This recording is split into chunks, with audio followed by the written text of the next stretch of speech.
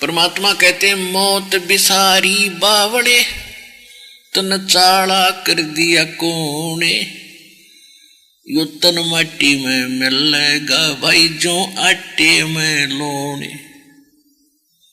मौत भूल गया बावड़े, अचरज किया कौन, और यो तन माटी में मिल जाएगा जो आटे में लोन। कहते हो छत्रपति की राख पे अब गद्दा लोट लगावे है। वो सारी पृथ्वी का राजा छत्र ऊपर चला करते राजाओं के, कहते हो छत्रपति की माटी पे राख पे उसका अंतिम संस्कार करने के बाद कहते गदा लोटा उसके ऊपर वांडी पा के अंडे था। और स्वयं गदे की योनि में गया होगा, अपने भाइयों बैठा होगा गद्या में। फिर वो तो कहने का भाव ये है, परमात्मा हमें याद दिलाते हैं कि इस लोक का युग कोई अच्छी चीज नहीं है। ये काम तो यहाँ करना चाहिए था उसको आप भूल चुके हो। अब क्या बताना चाहते हैं परमात्मा कि मौत भूल गया बावड़े तन चाला कर दिया कौन। जब आपको मौत की सही याद आवेगी कि भैया तो बात बिगड़ेगी, और जिसके लिए मैं सारा जीवन लगाता हूं, 2 नंबर के काम करके, रिश्वतखोरी करके, चोरी करके, मिलावट करके पैसा इकट्ठा करता हूं, किस लिए? अपने परिवार को सुखी बनाने के लिए। या तक भारी भूल लग गई आपके। ये तो परिवार को विष खिला रहे हो आप। आपने विष देने की जरूरत नहीं पड़ेगी अपने परिवार को, जो ऐसे कर्म करके अपने बच्चों की परवरिश करते हैं। एक दिन ईसा कैर टूटेगा, समझ में नहीं आओगे आपके। आप भी मृत्यु को प्राप्त होगे और जिनके लिए जोड़ रहे हैं वो भी नहीं रहेंगे। ये तो शुभ कर्म करने से परिवार भी सुखी रहता है और आपका धर्म कर्म भी बिगड़न से बच जाता है। इसलिए सत्संग में आने से ये ज्ञान होता है, सत्संग में अवश्य आना चाहिए।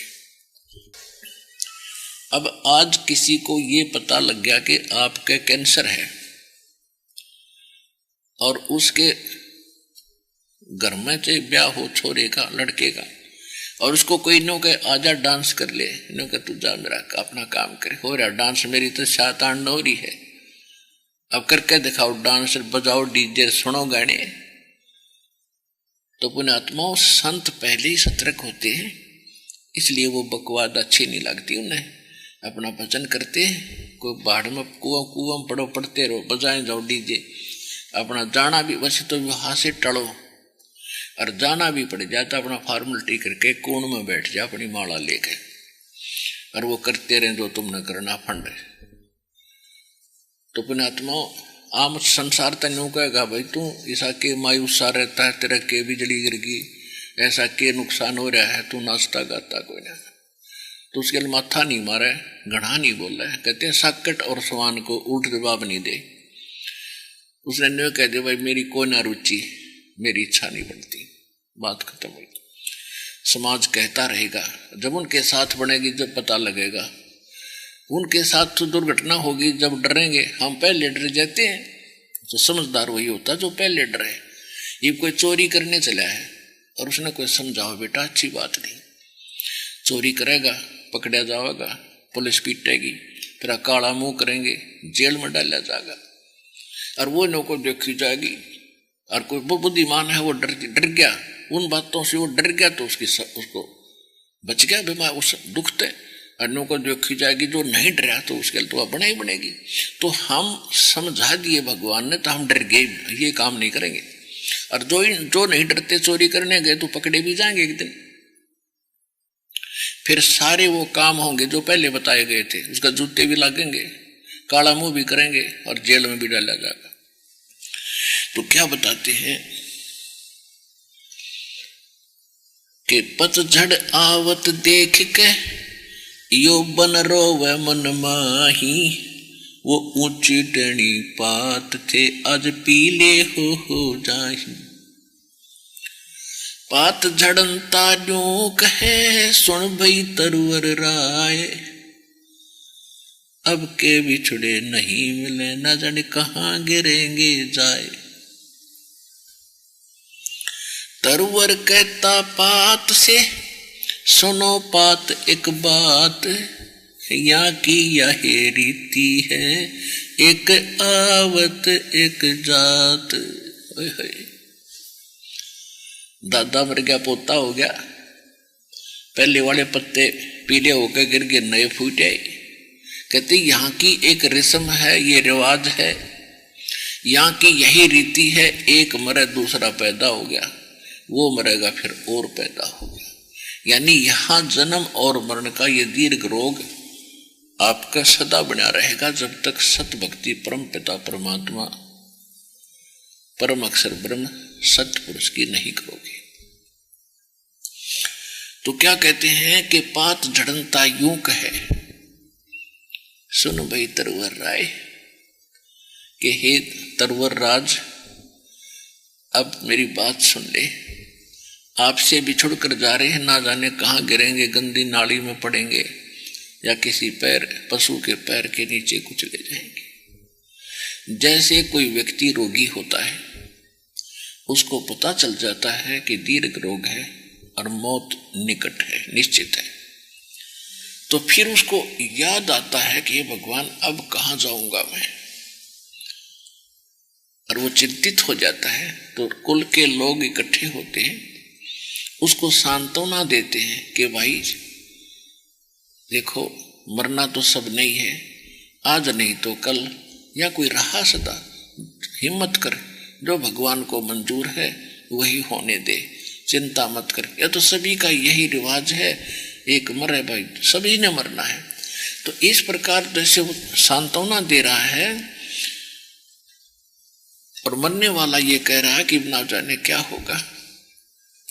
तो पात जड़नता यूं कहे, सुन भी तरवर राय, अब के बिछड़े ना मिले, ना जाने कहाँ गिरेंगे जाए।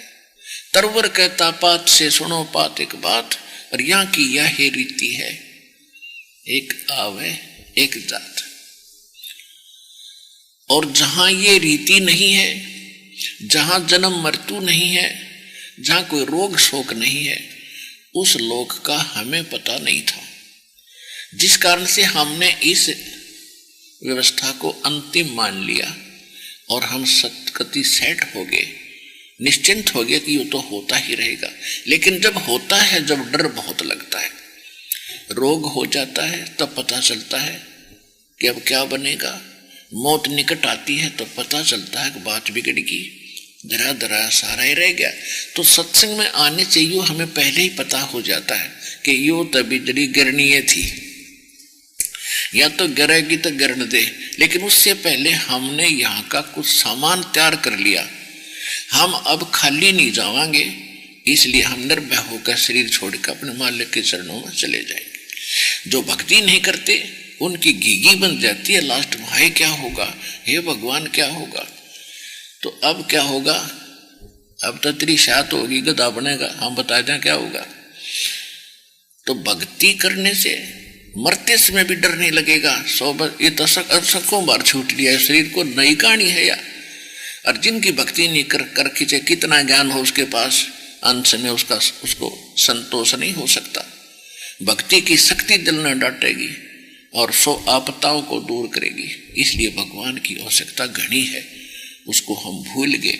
और जिन भगवानों की हम भक्ति करते थे वो हमें कोई राहत दे ही नहीं सकते थे, वो तो वर्क डन देते थे, किया कर्म ही दे सकते थे।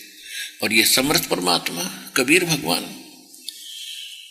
हमारे बुरे संस्कारों को मेट कर उनके ऊपर कलम साइन कर देता है।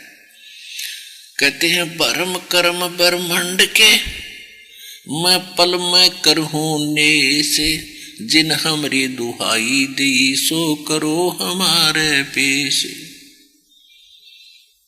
धर्मराय दरबार में देई कबीर तलाक, मेरे भूले चुके हंस को तू पकड़िए मत कजाक। ऐसा समर्थ परमात्मा यहाँ के 21 ब्रह्मांड के चीफ जस्टिस को पर जाकर ये कह दे कि खबरदार तूने मेरे भक्त को पकड़ा है, उसका अकाउंट भी नहीं करेगा।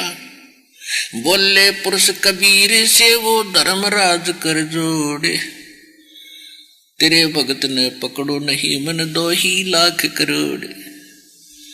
आज आपको समर्थ की शरण मिल गई है, इसको बना कर रखना। पुण्यात्माओं, हम ऊपरले मन से कहते रहते हैं कि भी मौत सब ने मरना है, एक दिन सब ने मरना है। जैसे किसी को समझाने की चेष्टा की जाती है कि भाई भक्ति कर ले, एक दिन संसार छोड़ कर जाएगा, तेरे साथ कुछ नहीं चलेगा। तो वो क्या कहता है, तो सब ने पता एक दिन मरना तो हो ही, देखी जाएगी। लेकिन जब वो मरने का दिन निश्चित होगा ना, तब पता चलेगा क्यों कर मरा करे। अब तो उसे फॉर्मेलिटी से यहाँ पे मरना था ही, और इसका यह के बड़ी बात। और ज्ञान सब ज्ञान ली कबीर, ज्ञान सो ज्ञान, और जैसे घोड़ा तोब कायब करता चले मैदान।